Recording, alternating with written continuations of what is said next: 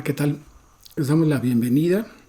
Damos gracias a Dios que estén acompañándonos en la enseñanza del día de hoy y vamos a poner en manos de Dios este tiempo. Dios eterno, cuántas gracias te damos por todas las bendiciones que recibimos de ti, Señor.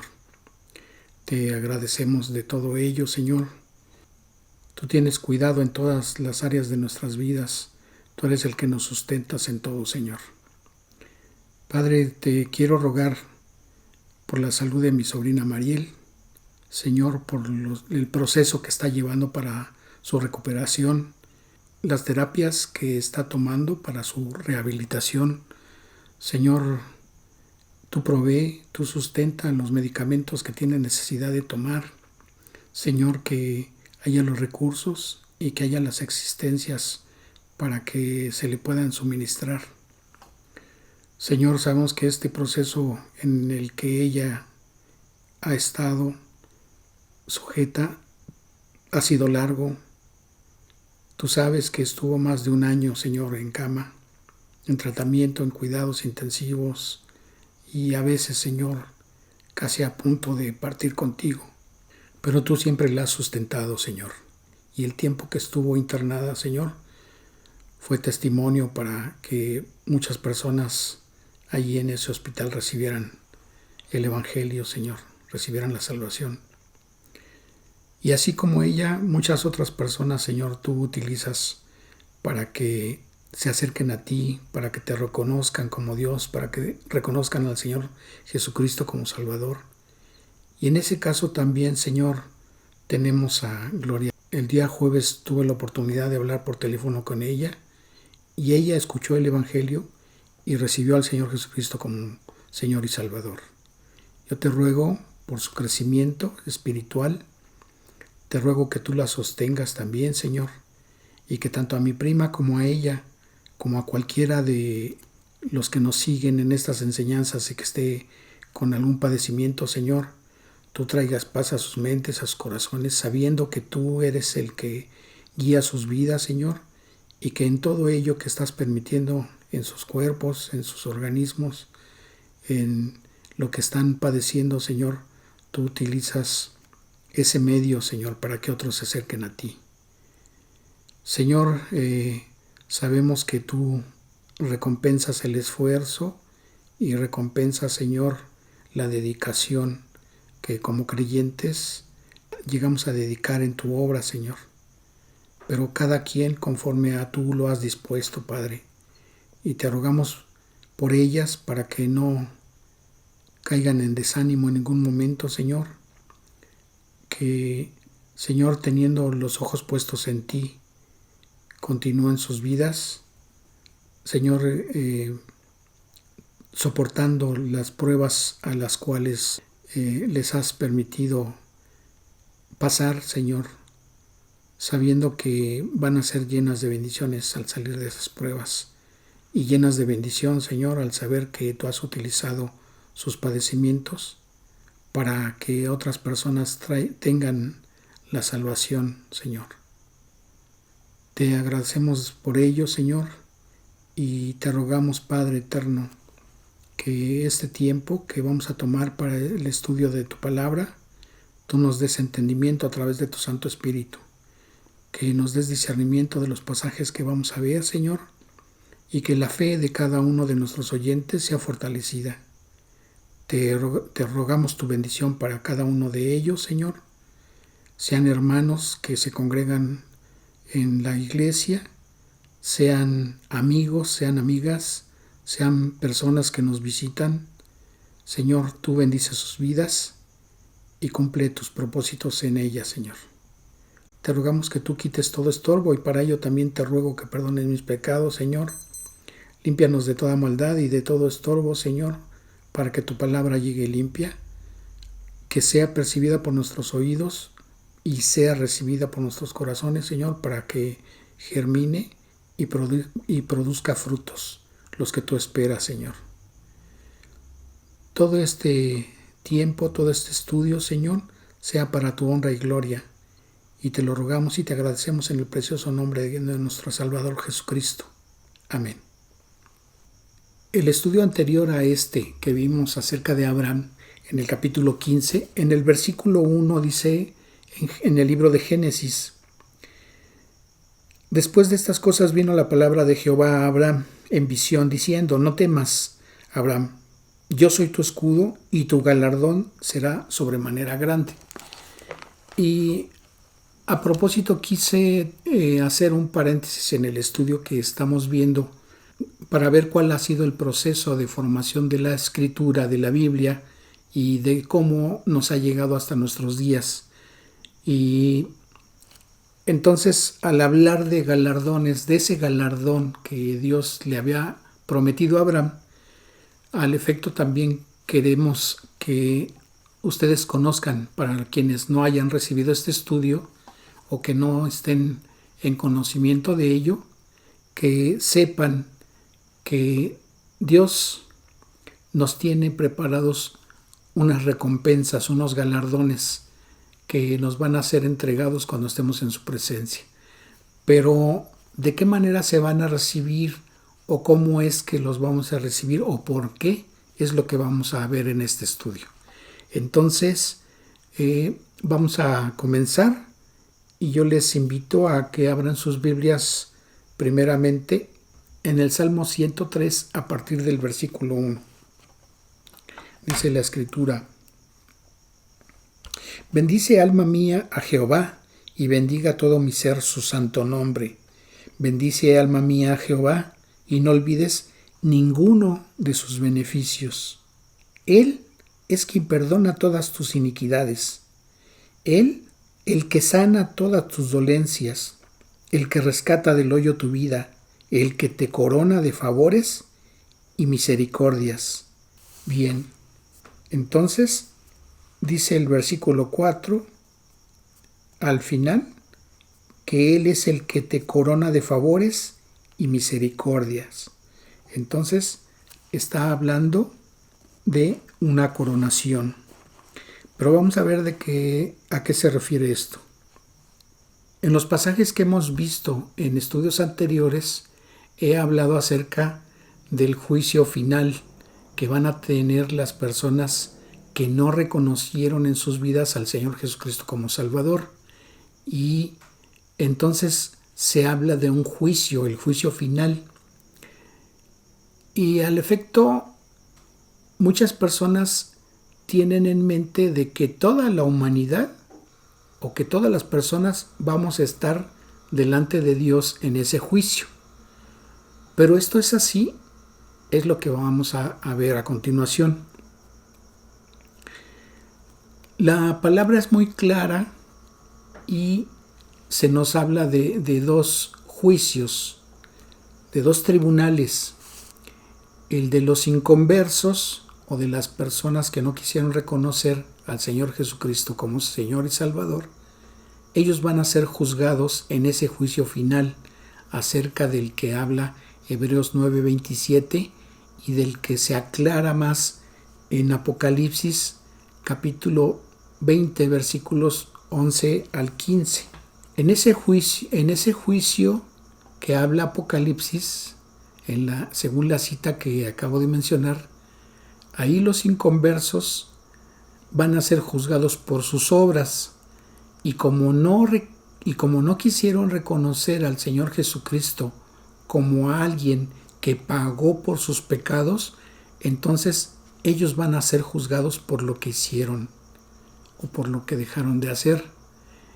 Y en el momento en que se verifica que sus nombres no están inscritos en el libro de la vida, entonces dice la palabra que ellos son arrojados en el lago que arde con fuego y azufre, que es la muerte segunda. Entonces, ese juicio es por los pecados de las personas que van a estar delante de Dios en ese momento. Pero también los cristianos, los creyentes en Cristo, aunque somos salvos, aunque nuestros pecados han sido perdonados, vamos a ser juzgados en un tribunal.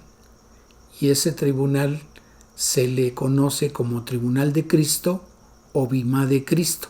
Para poder ejemplificar o tener una idea de lo que es el BIMA, podemos recurrir al formato que se utiliza y que normalmente vemos ahora que se están celebrando los Juegos Olímpicos, el podium, que es a donde se acerca un juez y ubica a los competidores en el primero, segundo y tercer lugar para recibir sus medallas.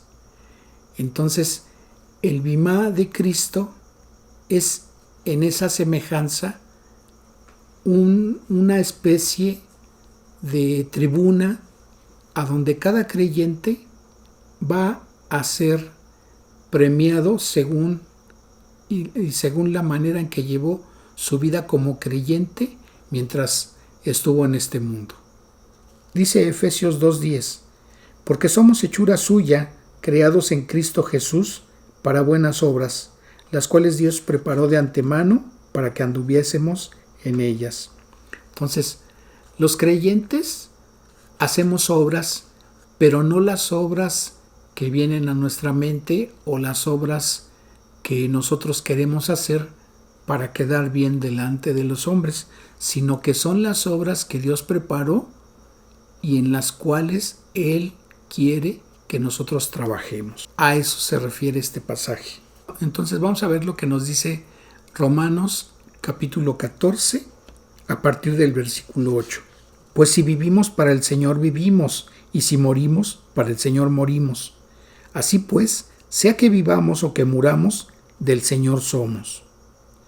Recordemos que el Señor Jesucristo nos compró con su sangre, y en el momento en que Él nos compra con su sangre, ahora somos propiedad de Él, porque aunque Él nos creó, no le pertenecíamos a partir del momento en que comenzamos a pecar, porque en ese momento quedamos separados de Él. Por eso debemos comprender que aunque todos somos creación de Dios, no todos somos hijos de Dios.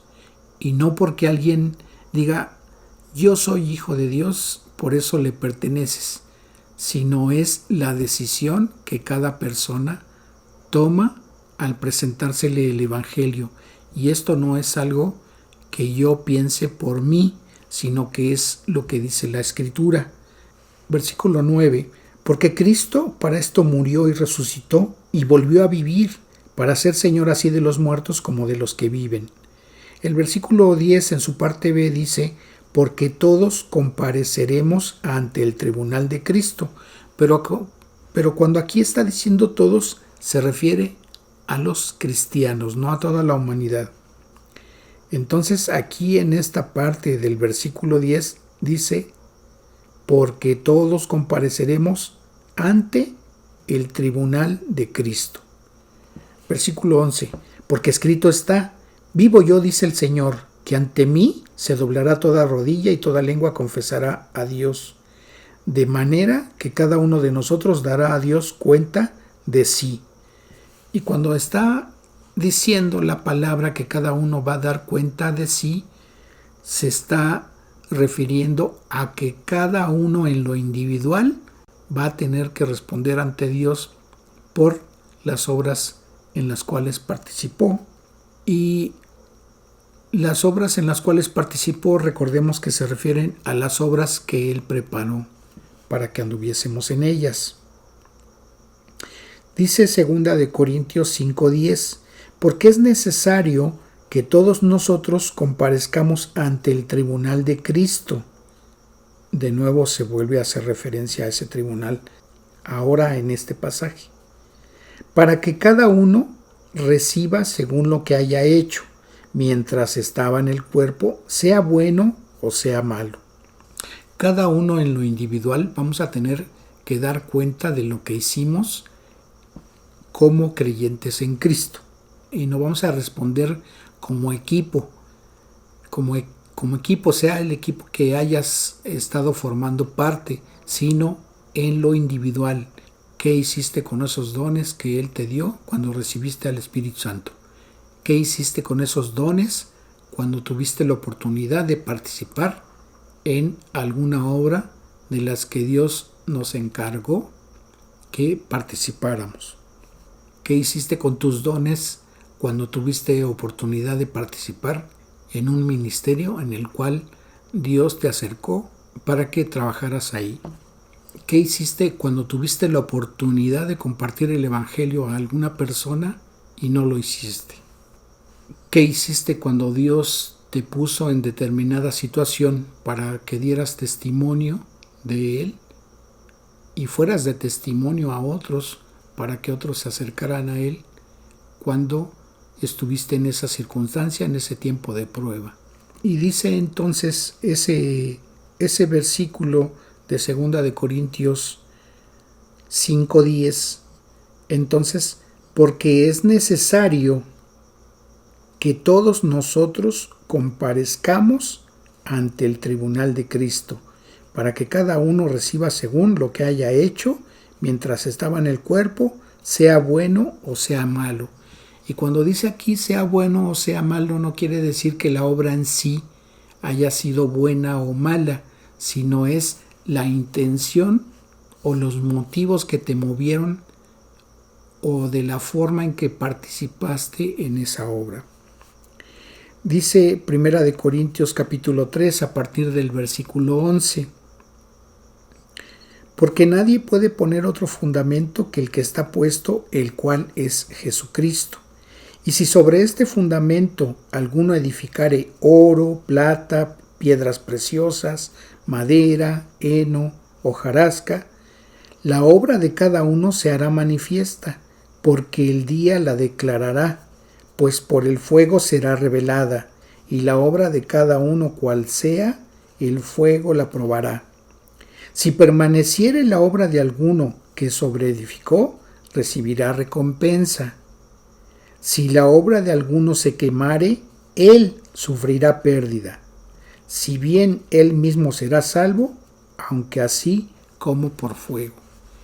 Entonces, cada una de nuestras participaciones en la obra de Cristo va a ser evaluada en ese tribunal. Y recordemos entonces que no es por los pecados que hayamos cometido o no es para tener la salvación, porque la salvación ya la tenemos los que hemos creído en la obra redentora del Señor Jesucristo. Y el perdón de pecados lo tenemos con esa salvación. Y cuando hemos cometido algún pecado, nos dice la palabra que tenemos oportunidad de ponernos a cuenta con Dios y Él nos perdona esos pecados para efecto de restablecer nuestra comunión con Él. Por eso el tribunal de Cristo es el evento en el cual el Señor Jesucristo galardonará a los creyentes que mientras estaban en el cuerpo hicieron obras para glorificar su nombre, o si en la participación en esas obras el creyente lo hizo para glorificarse él. Entonces, dependiendo de la motivación que haya tenido el creyente, va a tener recompensa o va a sufrir pérdida, como lo acabamos de leer allí en 1 de Corintios 3, versículo 14 y 15. Si permaneciere la obra de alguno que sobreedificó, recibirá recompensa. Si la obra de alguno se quemare, él sufrirá pérdida, si bien él mismo será salvo, aunque así como por fuego. Como bien decía un hermano, pasará el creyente casi oliendo a humo. ¿Y a qué se refieren esas recompensas o galardones? ¿A qué hace referencia el Nuevo Testamento? ¿Y cuántos son? Son 5 galardones y se les llama coronas. Y vamos a ver cada uno. El primero es la corona incorruptible. Y esa la podemos ver en 1 de Corintios capítulo 9 a partir del versículo 18. Dice la palabra: ¿cuál pues es mi galardón? Que predicando el Evangelio presente gratuitamente el Evangelio de Cristo, para no abusar de mi derecho en el Evangelio. Dice el versículo 24: ¿No sabéis que los que corren en el estadio, todos a la verdad corren, pero uno solo se lleva el premio? Corred de tal manera que lo obtengáis. Todo aquel que lucha, de todo se abstiene, ellos a la verdad para recibir una corona corruptible, pero nosotros una incorruptible. Bien, aquí el apóstol Pablo está comparando al creyente con un atleta que al celebrarse los Juegos Olímpicos en Grecia se abstenía de muchas cosas para estar en forma, para poder tener tiempo de preparación y poder obtener un reconocimiento o una recompensa. Pero dice aquí el versículo 25 que ellos se esforzaban y se abstenían de muchas cosas con tal de estar bien para poder obtener esa corona, pero la cual es corruptible, porque es una corona material que no permanece, a diferencia de la que recibirá el creyente, que es una corona incorruptible, porque es para la eternidad. Y dice 2 de Timoteo capítulo 2 a partir del versículo 1: Tú pues, hijo mío, esfuérzate en la gracia. Entonces, no está diciendo que te esfuerces en tus propios recursos o en tus propias fuerzas, sino en lo que Dios te proporciona a través de su gracia para que puedas participar en la obra, la cual Él está poniendo de antemano delante de ti para que participes en ella y sea glorificado su nombre. Entonces, tú pues, hijo mío, esfuérzate en la gracia que es en Cristo Jesús. Ninguno que milita se enreda en los negocios de la vida a fin de agradar a aquel que lo tomó por soldado. Y también el que lucha como atleta no es coronado, sino lucha legítimamente. El labrador, para participar de los frutos, debe trabajar primero. Y considera lo que digo, y el Señor te dé entendimiento de todo. Entonces, para obtener esa corona incorruptible, el creyente se tiene que esforzar, el creyente se tiene que abstener de lo que ofrece el mundo o de enredarse en las cosas del mundo para que pueda participar conforme a lo que Dios le muestra en su palabra. Entonces, en el estudio de su palabra y en la gracia que es a través del Señor Jesucristo, que la recibimos, en ese esfuerzo y en esa gracia, el creyente tiene que participar en lo que Dios le haya mostrado. El creyente va a recibir esa corona incorruptible. Aquí no hay distinción si hay algún tipo de creyente que pudiera tener esa corona, sino aquel que se esfuerza en la gracia y en lo que Dios le brinda para participar. La corona de gozo es para los ganadores de almas. Y vamos a ver qué es lo que nos dice 2 de Tesalonicenses capítulo 2 a partir del versículo 3. Porque nuestra exhortación no procedió de error ni de impureza, ni fue por engaño, sino que según fuimos aprobados por Dios para que se nos confiase el Evangelio, así hablamos, no como para agradar a los hombres, sino a Dios que prueba nuestros corazones. Por lo cual también nosotros sin cesar damos gracias a Dios de que cuando recibisteis la palabra de Dios, que oísteis de nosotros, la recibisteis no como palabra de hombres, sino, según es en verdad, la palabra de Dios, la cual actúa en vosotros los creyentes.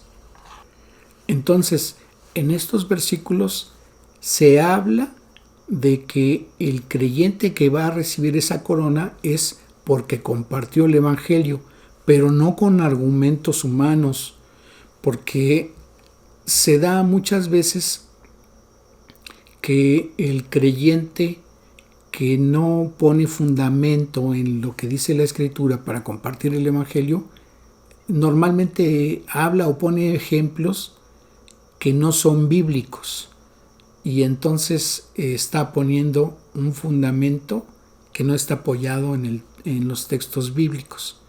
Entonces, Ese es el primer requisito. Pero también dice 1 Tesalonicenses capítulo 2 versículo 19.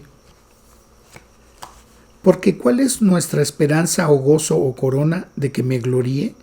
¿No lo sois vosotros delante de nuestro Señor Jesucristo en su venida? Vosotros sois nuestra gloria y gozo. Entonces, ¿qué gozo será cuando veamos los cielos a los que hemos ganado para Cristo? Entonces, aquí este versículo 19 se está refiriendo a que esa esperanza o gozo corona se refiere a los propios convertidos, a las propias personas a las que se les compartió el Evangelio. Esas son nuestras coronas, ese es nuestro gozo. Entonces, cuando estemos delante de Cristo, todos esos creyentes que recibieron el Evangelio por parte nuestra, ese va a ser nuestro gozo, esa va a ser nuestra corona. ¿Y por qué se le nombra así, corona de gozo? Bueno, podemos recordar lo que nos dice el Evangelio de Lucas capítulo 15 en los versículos 7 y 10. Dice el 7: Os digo que así habrá más gozo en el cielo por un pecador que se arrepienta, que por 99 justos que no necesitan arrepentimiento. Entonces, ese gozo se ve incrementado porque hay un creyente más, el cual le hayamos compartido el Evangelio. Y también dice el 10: Así os digo que hay gozo delante de los ángeles de Dios por un pecador que se arrepiente. Y también Filipenses 4:1 nos dice: Así que, hermanos míos, amados y deseados, gozo y corona mía. A quienes deseo ver es a lo que se está refiriendo cuando dice amados y deseados. Estad firmes en el Señor, amados. Entonces, se les llama corona de gozo porque produce gozo en el cielo cuando un pecador se arrepiente y recibe a Cristo como su Salvador. Esa es nuestra corona a los que hemos compartido el Evangelio a otras personas y lo han recibido como creyentes. Entonces, cuando veamos a un creyente al cual hemos compartido el Evangelio, ese va a ser nuestro gozo, ese es nuestro gozo, esa es nuestra corona. Y se nos va a recordar cuando estemos delante del Señor Jesucristo en el bimá de Cristo. La siguiente es la corona de vida y tiene la particularidad de que será entregada a los mártires, para aquellos que resistan las pruebas y también para quienes soportan las tentaciones. Y vamos a ver esto en el libro de Santiago capítulo 1 a partir del versículo 2, donde dice: Hermanos míos, tened por sumo gozo cuando os halléis en diversas pruebas, sabiendo que la prueba de vuestra fe produce paciencia, mas tenga la paciencia su obra completa, para que seáis perfectos y cabales, sin que os falte cosa alguna. Y si alguno de vosotros tiene falta de sabiduría, pídala a Dios, el cual da a todos abundantemente y sin reproche, y le será dada. Pero pida con fe, no dudando nada, porque el que duda es semejante a la onda del mar, que es arrastrada por el viento y echada de una parte a otra. Y vamos a ver algunos detalles en estos versículos que acabamos de leer.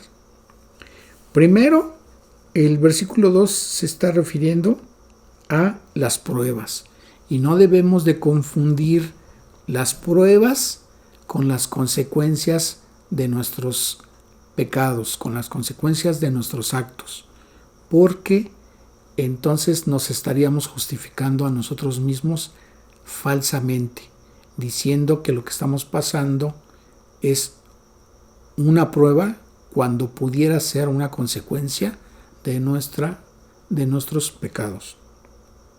Entonces, por eso dice la palabra que nos debemos autoexaminar delante de Dios para poder tener ese entendimiento de que se trate de una prueba o de una consecuencia de pecado. Y en ese momento nos está dando la oportunidad Dios de ponernos a cuentas para restablecer nuestra comunión y salir adelante. También cuando dice el versículo 3 que la prueba de nuestra fe, porque nuestra fe tiene que ser probada, dice que produce paciencia. Entonces, el tiempo de la prueba a veces depende de nosotros para que la pasemos, pero también a veces depende de la voluntad de Dios por el tiempo en que Él dispone que pasemos esa prueba. Entonces, debemos de tener paciencia, debemos de tener la paciencia necesaria por el tiempo que dure esa prueba. También cuando dice el versículo 5 que si alguno de nosotros tiene falta de sabiduría, y pídala a Dios, el cual da abundantemente y sin reproche, y le será dada. ¿Y a qué se refiere esa sabiduría? Bueno, para poder tener las consideraciones necesarias y poder salir adelante con la prueba, para no caer en tentaciones de tratar de buscar unas salidas las cuales no ha proporcionado Dios para sanar esa prueba, para pasarla o para buscar soluciones que no está en la voluntad de Dios que tomemos, sino esperar en su gracia para que podamos salir adelante.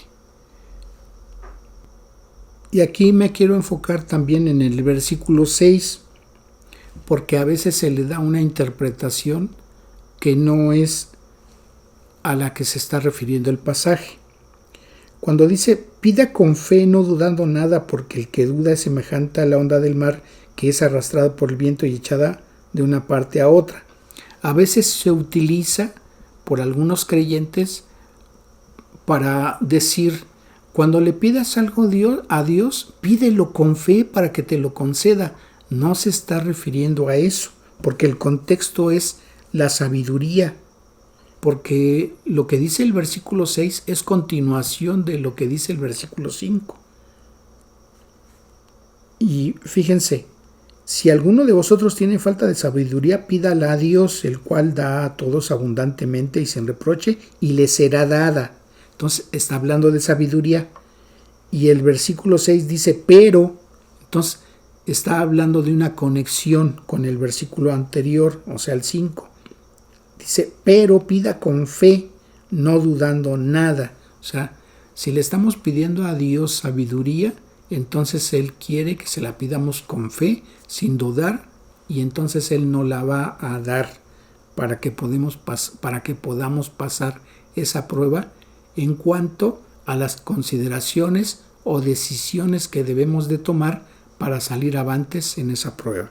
Y al respecto de esa corona de vida, en el libro de Apocalipsis, en el capítulo 2, versículo 10, dice, no temas en nada lo que vas a padecer, refiriéndose al mensaje que el Señor le está transmitiendo a la iglesia de Esmirna. He aquí el diablo echará a algunos de vosotros en la cárcel para que seáis probados. Y tendréis tribulación por 10 días. Sé fiel hasta la muerte y yo te daré la corona de vida.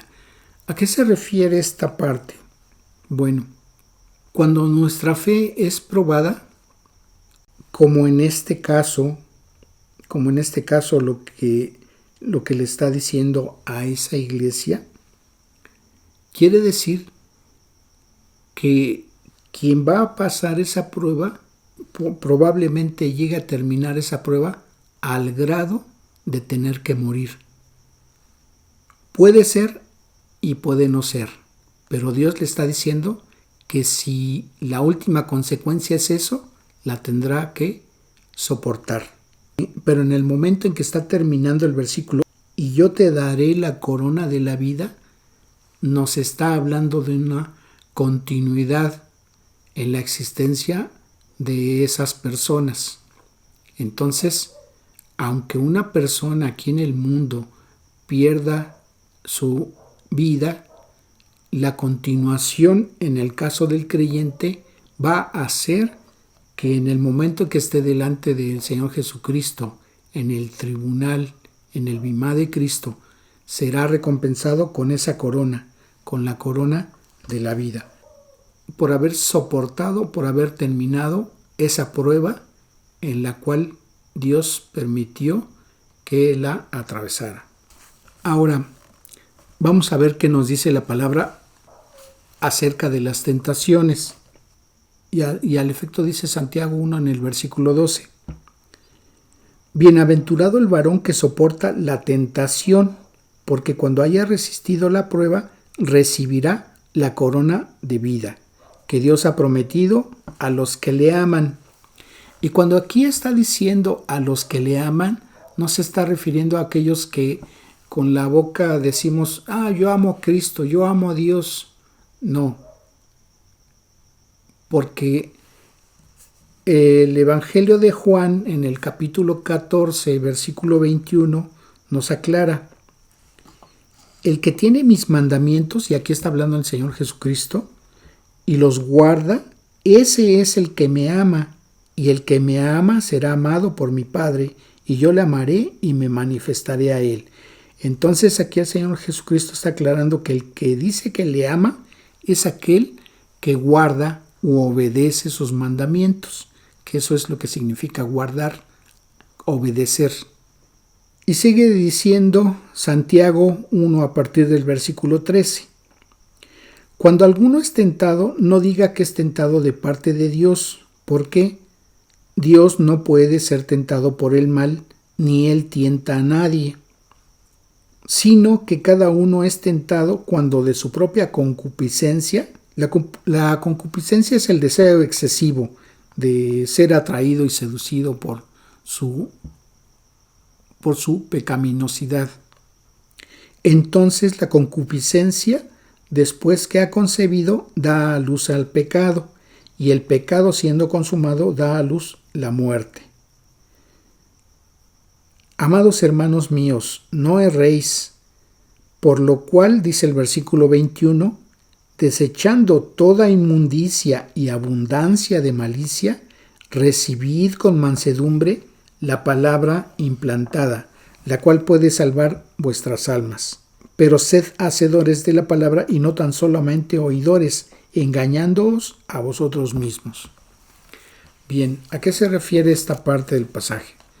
Cuando nosotros oímos una exhortación, un mensaje, una prédica, una enseñanza bíblica y que sabemos que Dios nos está redarguyendo, nos está hablando a nosotros, tenemos que hacer cambios o tenemos que corregir nuestro caminar. Tenemos que obedecer lo que Dios nos está indicando. Porque podemos escuchar, pero el escuchar, si no lo ponemos por obra, entonces no está dando frutos esa palabra que Dios nos ha mandado. ¿Qué podemos decir de esta parte? Todos tenemos tentaciones. No es malo tener tentaciones, lo malo es caer o ceder a esa tentación, porque entonces, como nos está diciendo el versículo 14, sino que cada uno es tentado cuando de su propia concupiscencia es atraído y seducido, y dice el versículo 15, entonces la concupiscencia después que se ha concebido, o sea, después que caemos en esa tentación, da a luz el pecado, y el pecado siendo consumado, la consecuencia es la muerte. Dice, da a luz la muerte. Acuérdense que la paga del pecado es muerte. Y si hay muerte, entonces hay consecuencias. Entonces debemos de procurar restablecer nuestra comunión con Dios. Ahora, para abundar un poquito acerca de las tribulaciones que pasa el creyente, vamos a ver lo que dice 2 Corintios capítulo 4, versículo 17. Porque esta leve tribulación momentánea produce en nosotros un cada vez más excelente y eterno peso de gloria. Entonces, la tribulación, prueba o tentación que estemos padeciendo, si nosotros nos mantenemos firmes en la gracia y en la oportunidad que Dios nos da de recurrir a Él para que salgamos adelante ante esas circunstancias, debemos de considerar que eso es momentáneo. Entonces debemos de mantenernos firmes en la voluntad de Dios. Porque dice también Romanos 8, a partir del versículo 35, ¿quién nos separará del amor de Cristo? ¿Tribulación o angustia o persecución o hambre o desnudez o peligro o espada? Entonces, la tribulación que podamos atravesar se refiere a esas circunstancias. Puede ser la tribulación en sí, la que estemos atravesando, puede ser la angustia que estemos sintiendo, puede ser la persecución que estemos padeciendo, puede ser el hambre temporal en el que estemos inmersos, o la desnudez o el peligro que pueda estar acechando en nuestras vidas. Y entonces sigue diciendo el versículo 37. Antes, en todas estas cosas somos más que vencedores por medio de aquel que nos amó, por lo cual estoy seguro de que ni la muerte, ni la vida, ni ángeles, ni principados, ni potestades, ni lo presente, ni lo porvenir, ni lo alto, ni lo profundo, ni ninguna otra cosa creada nos podrá separar del amor de Dios, que es en Cristo Jesús, Señor nuestro. Y dice Mateo 5, 11 y 12. Bienaventurados sois cuando por mi causa os vituperen y os persigan y digan toda clase de mal contra vosotros, mintiendo. Gozaos y alegraos porque vuestro galardón es grande en los cielos, porque así persiguieron a los profetas que fueron antes de vosotros. Y cuando está diciendo el versículo 11 que y digan toda clase de mal contra vosotros mintiendo, se refiere a que de aquello que se nos esté acusando sean mentiras y no que sean cosas en las que hayamos caído y por eso estemos siendo sujetos a persecución o juzgados. Entonces, siempre que estemos en esas circunstancias de vituperio o persecución, o que digan toda clase de mal contra nosotros, mintiendo, o sea, que todo eso sean mentiras, que sean calumnias contra nosotros. Entonces dice el versículo 11 que somos bienaventurados por su causa. Y dice Hebreos 11:6, pero sin fe es imposible agradar a Dios porque es necesario que el que se acerca a Dios crea que le hay y que es galardonador de los que le buscan. Entonces, la circunstancia que estemos viviendo, la prueba o la tentación, mientras nosotros tengamos fe en que Dios nos puede librar de esa circunstancia o de esa tentación o de esa prueba, entonces de parte de Él recibiremos ese galardón. Entonces, algo que debemos aprender es a no quejarnos. ¿Por qué? Porque no podemos huir del sufrimiento en el cual Dios esté permitiendo que pasemos, porque Él lo está permitiendo con un propósito. Entonces, pídele a Dios que te ayude en el entendimiento, que te dé sabiduría, que te dé fortaleza, que te dé paz, pero no lo dudes.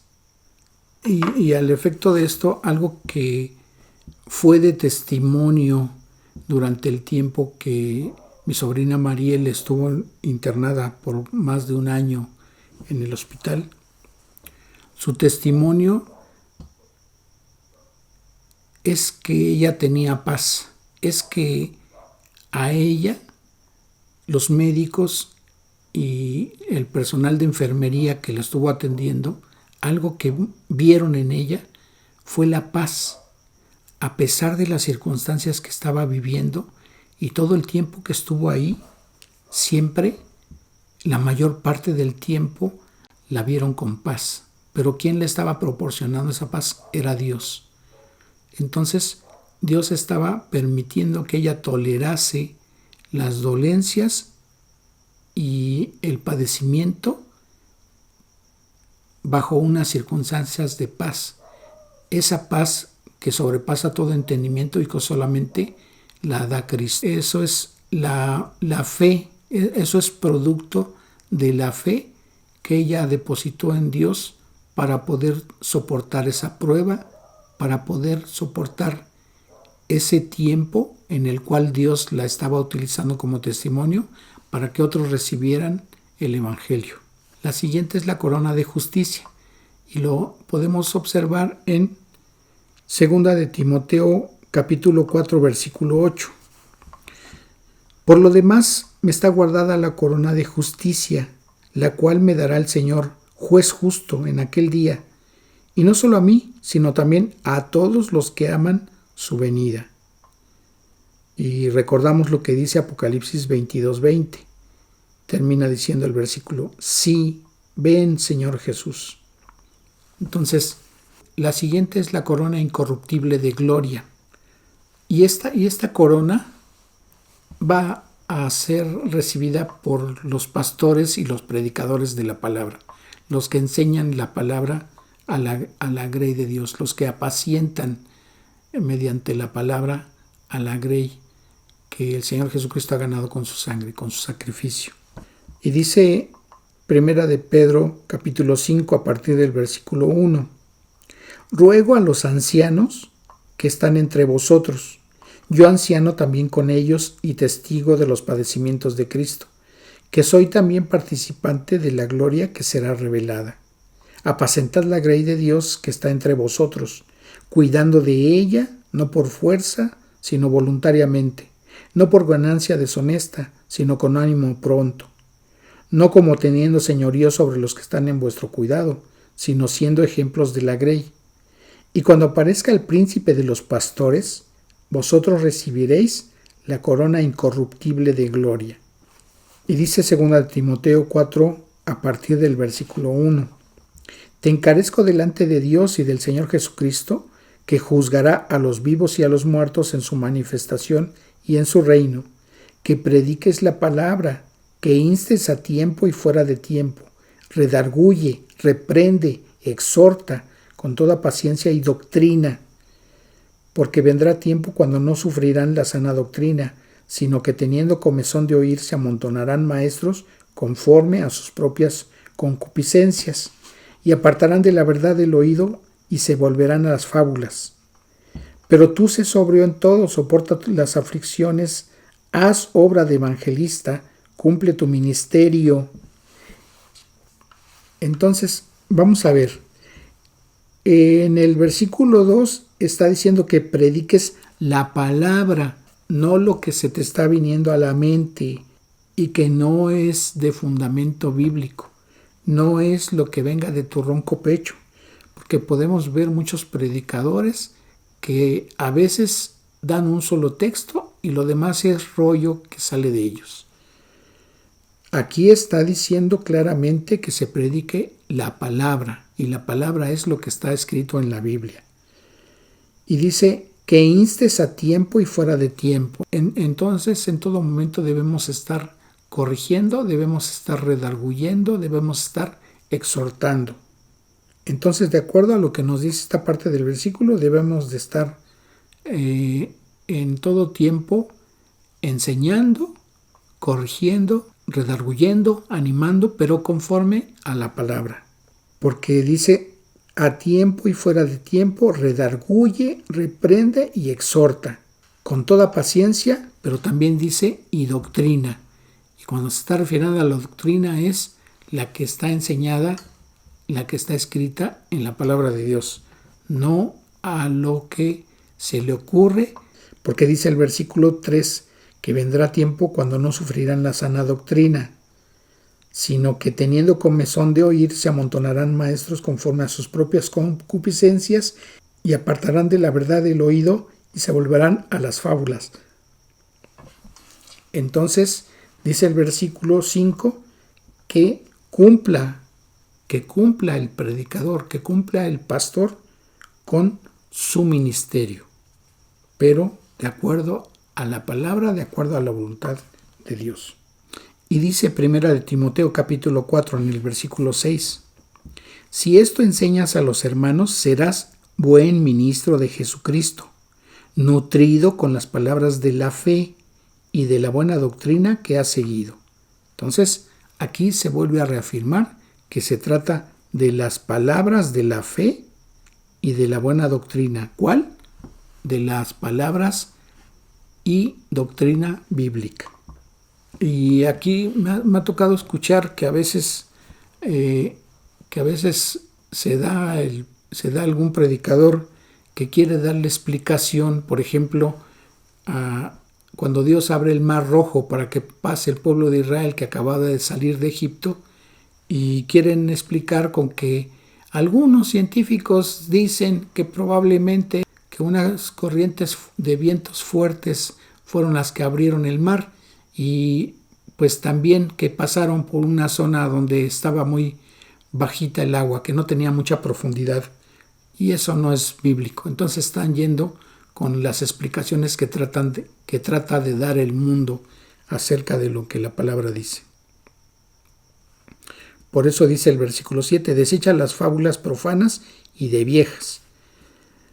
Dice el versículo 9, palabra fiel es esta, ¿cuál? La que está escrita en la Biblia, y digna de ser recibida por todos, que por esto mismo trabajamos y sufrimos oprobios, porque esperamos en el Dios viviente, que es el Salvador de todos los hombres, mayormente de los que creen. Versículo 11, esto manda y enseña. Y dice el versículo 16, ten cuidado de ti mismo y de la doctrina, persiste en ello, pues haciendo esto te salvarás a ti mismo y a los que te oyeren. ¿Qué es lo que nos da la salvación? La palabra, porque la palabra es palabra de vida. Entonces, la palabra nos ha llevado a la salvación porque ahí está escrito el Evangelio. Y el Evangelio es lo que tuvimos que creer para podernos llevarnos en fe de que el sacrificio de Cristo es lo que trae perdón de nuestros pecados. Y dice también 1 Corintios 3, versículo 19, porque la sabiduría de este mundo es insensatez para con Dios, pues escrito está, Él prende a los sabios en la astucia de ellos. Y otra vez, el Señor conoce los pensamientos de los sabios que son vanos. ¿Qué podemos concluir de los pasajes que hemos visto el día de hoy? Que la bondad de Dios es muy grande para todo aquel que se ha acercado para creerle y para recibir al Señor como su Salvador. Porque no solamente nos tuvo paciencia durante el tiempo que vivimos fuera de su voluntad, porque Él nos dio oportunidad de ver lo desastroso que es la vida sin Él, y nos dio la oportunidad de poder recibir el perdón de nuestros pecados y de evitar una condenación eterna. Y no solamente de recibir el perdón por nuestros pecados, sino que también nos ha hecho sus hijos en el momento en que se creyó en Jesucristo. En el momento en que se le recibió, tuvimos no solamente el perdón de nuestros pecados, sino también que fuimos adoptados como hijos suyos. Y aparte de ello, tenemos la promesa, como dice el Evangelio de Juan en el capítulo 14, que el Señor Jesucristo se fue a preparar morada para nosotros en la casa del Padre. En la casa del Padre tenemos un lugar para morar cuando estemos en su presencia. Y no solamente eso, sino que tenemos su gracia, y la gracia de Él es en abundancia. Y a través de esa gracia, a través de esa oportunidad que nos da Dios de poder caminar nuestras vidas en su voluntad, y que en el momento en que caemos podamos ser levantados por Él nuevamente y corregir el camino que hayamos desviado.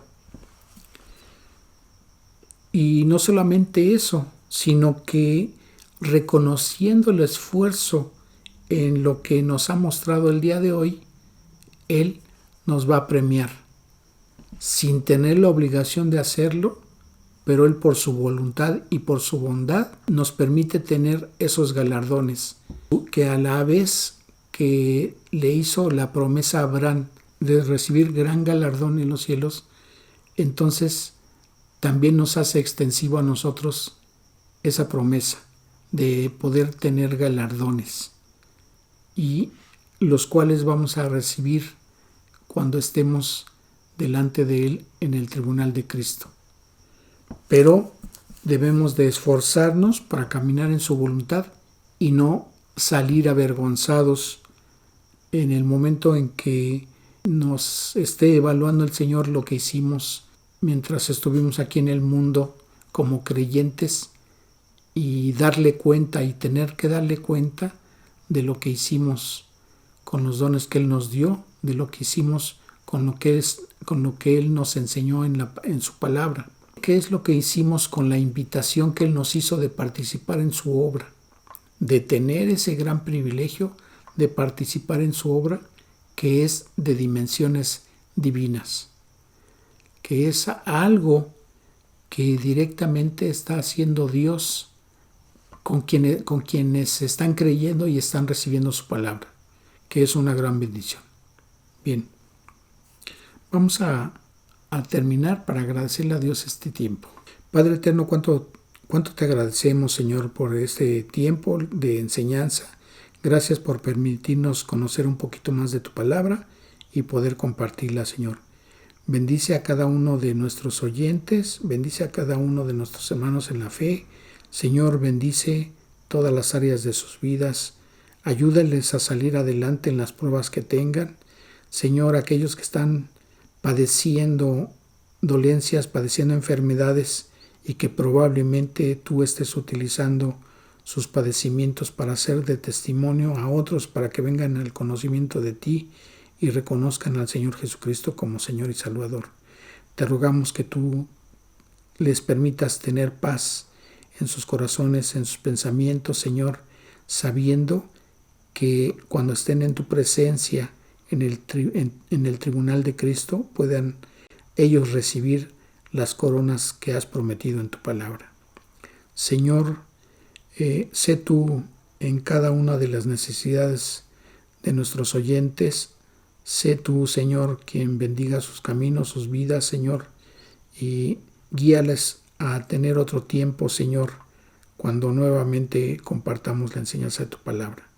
Te agradecemos, Padre eterno, de todo ello, y te damos la gloria y la honra en el precioso nombre de Cristo Jesús, nuestro Salvador. Amén. Que Dios les bendiga.